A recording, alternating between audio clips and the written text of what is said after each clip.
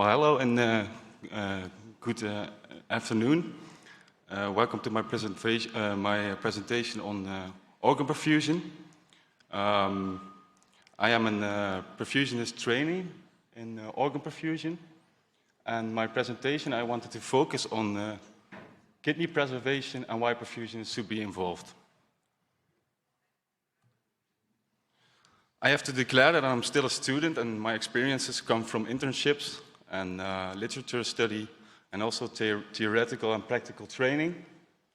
I have to declare that I have no financial disclosures or conflicts of interest with the presented material in this presentation, and I'm proud to say that we at the University Hospital of Antwerp are getting into organ perfusion right now.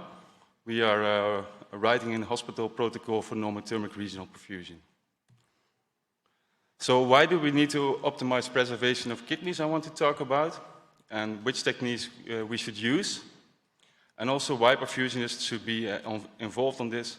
And at last I wanted to show you a survey that I made, and maybe I would like to get some input for this survey also. Why did I choose for the kidney? Because the kidney is the most transplanted organ, as you can see by the numbers of Eurotransplant. Almost 3,000 kidney transplants in 2021, of whom 39 in the University Hospital of Antwerp. And you can see already a bigger number of patients that are on the waiting list for a kidney transplant, and this number was also higher in the University Hospital of Antwerp.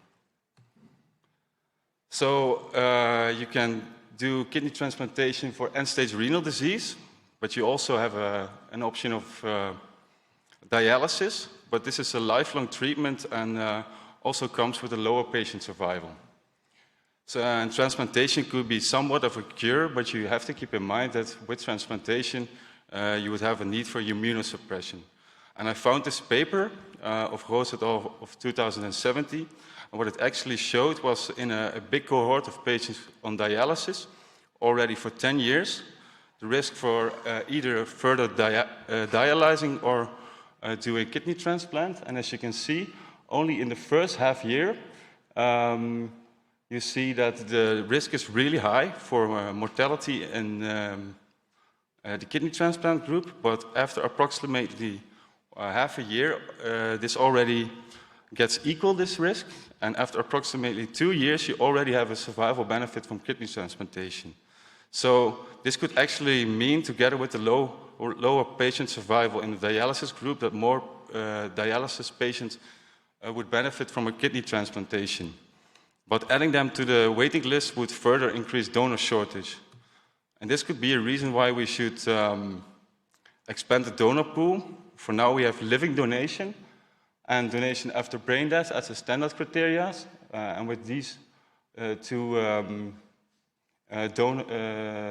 these donor groups, we have satisfying results with the static cold storage, and by that I mean flushing of an organ to lower metabolism and putting it in an ice box in 3 sterile bags. But with the other two, the donation after circulatory death and the extended criteria donors, we would definitely have a need for dynamic preservation techniques. And for kidneys, we could use the following. We either could use in situ abdominal normothermic regional perfusion, but this is actually more of a conditioning of the organ in a donor. We could use ex situ hypothermic machine perfusion as a preservation fluid throughout the whole preservation period. And we could use ex situ normothermic machine perfusion. This can either be done for the full preservation period, but also only end ischemic. But before we go into the literature, I first wanted to go briefly into some terminology, because it can get a little bit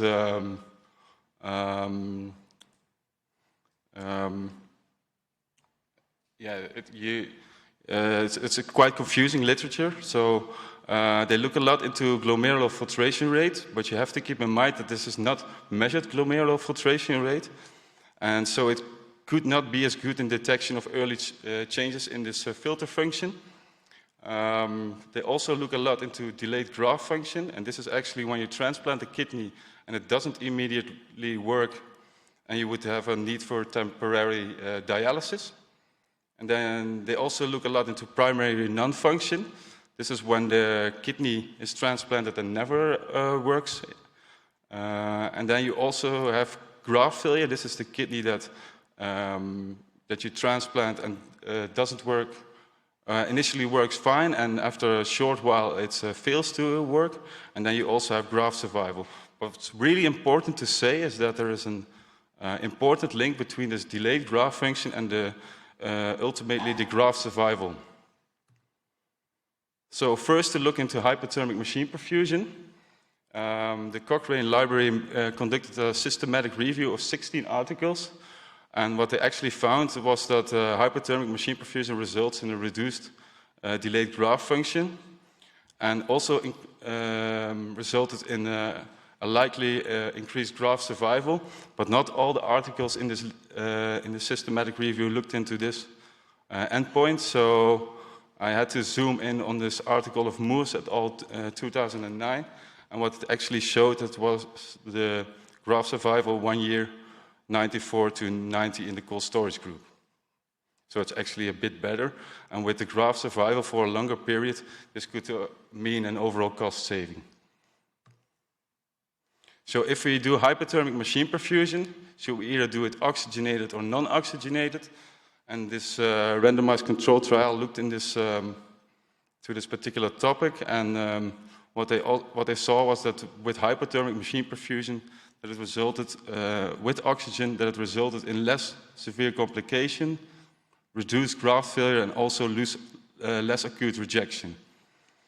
But what's important to say is that not all the clinical, the devices that are on the market use the same method of oxygenation, because the one in the randomized control trial used a membrane oxygenator, as some devices use a brief bubble oxygenation with intermittent surface oxygenation during the perfusion. If hypothermic machine perfusion is so much better, should we make it a national standard preservation method? The Netherlands did this for all deceased donors in 2016, and they made the comparison with an historical cohort between 2010 and 2014. And they also saw this less delayed graft function, and also when they had this delayed graft function, it was a shorter period. So what they actually showed that it's safe to use as a standard of care and would show a potential benefit in the donation after circulatory death. And this is why maybe France also uses hypothermic machine perfusion for DCD kidneys, and Belgium started this year in October recently with hypothermic machine perfusion for DCD and ECD kidneys. What about normothermia? Normothermic machine perfusion is nowadays not applied routinely in clinical practice, but is expected to have several advantages. You could really preserve a kidney near physiological.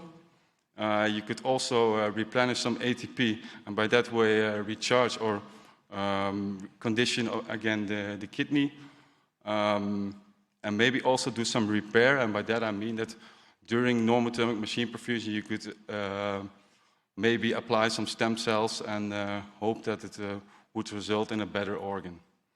But what is also a nice option to do is that you could either test marginal kidneys, put them on the machine, and if they behave well, you could go over to transplantation. And by that way, we could really expand the donor pool.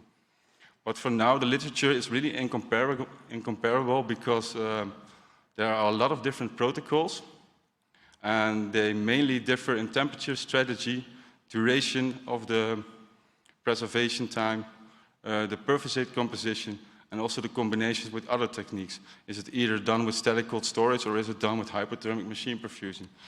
But if you want to use normothermic machine perfusion in clinical practice, I think research should focus on the ex-physiology of the kidney in normothermic machine perfusion. Also, the inflammatory responses of kidney in normothermic machine perfusion could be a research topic. And comparison study and randomized control trials should be done between normothermic machine perfusion and hypothermic machine perfusion, and maybe even compare it to static cold storage.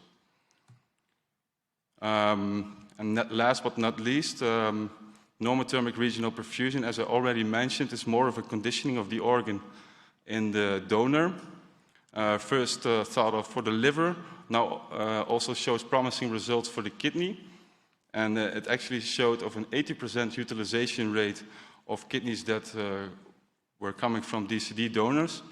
And actually what the literature also showed is that these DCD kidneys that were treated with NRP show similar results as the standard DBD kidneys on delayed graft function, on graft survival, and on glomerular filtration rate. But these conclusions are based on small and/or retrospective studies, and there could be a need for more prospective randomized controlled trials. What also could be a nice method to look into is to either condition the organ on normothermia with normothermic regional perfusion in the donor, and maybe extend the preservation period with hypothermic machine perfusion. But that is also something that should be looked into in literature. Why should we as perfusionists be involved in this organ preservation methods? Because we as clinical perfusionists have the knowledge about cardiopulmonary bypass and ECMO components, and actually the manufacturers use the same oxygenators, the same centrifugal pumps, and we already have the knowledge about these devices. Also, we already have a lot of experience with ECMO, and NRP is in fact ECMO for organ optimization instead of life support. Also, clinical perfusionists could be members of the organ transplant team for longer periods. Nowadays, a lot of hospitals work with PhD students and medical students, but eventually they will graduate, and a perfusionist can be in the same ward for a longer period. Clinical perfusionists also have a strong technical medical background, so they could help explore the evolving field of organ perfusion in a safe way. And by that I mean that we do a lot of clinical runs, and we are used to do troubleshooting. Next to that, we are also used to work in an OR, and we're already trained in closed-loop communication and working in a sterile working environment. So to conclude, a lot of potential recipients need a kidney transplantation. We don't have enough standard criteria donors right now. To expand the donor pool, we should use dynamic preservation options to optimize these DCD donors and these ECD donors. Hypothermic machine perfusion is already proven beneficial, as normothermic machine perfusion and normothermic regional perfusion look really promising, but we need some more randomized controlled trials to be really conclusive about this topic. And the clinical perfusionists should be involved in dynamic kidney preservation and play an important role in expanding the knowledge on NMP and RMP. But it's not only about my opinion, it's also about your opinion, the European opinion. That's why I made this survey, and I would like to send this out and make an overview of how it's already done, kidney perfusion over Europe, which modalities you find most interesting, who is responsible for the kidney perfusion, is there any legal framework already on organ perfusion, and who do you think should be trained into an organ perfusionist? Thank you for listening.